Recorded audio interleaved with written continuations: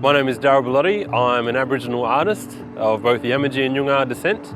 I work as a graphic designer in the Perth metropolitan region, and I service both government and the corporate sector.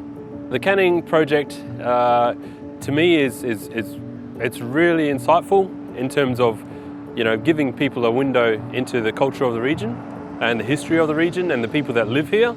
And being a young person myself who spent a lot of time growing up here, and I know this road really well. I used to walk along here in the summer and sweat it out, and it was a little bit of a drag to walk through. So to be a part of the regeneration, I think it's really good. And as a young person, seeing this kind of stuff would have inspired me to keep going and try harder. So hopefully that's what it does for the young people today.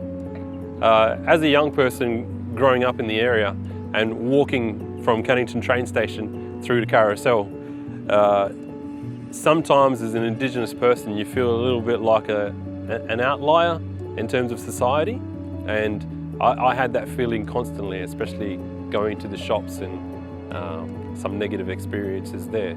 So had I had something like this available to me when I was a young person, and knowing that there was a story here that connected me to my culture and my history, and that it was inclusive in terms of everyone being proactively engaged and wanting to learn about it, then it would have made me feel a lot more centered and settled within myself, and it would have made my day-to-day experience a whole lot better.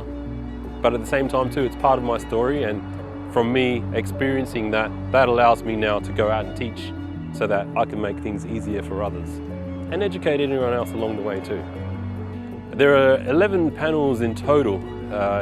It's the story of pretty much the Canning River and things that you can encounter along the way. There's a little bit of culture and mythology thrown in terms of the Nyungar experience and part of the historical context that way.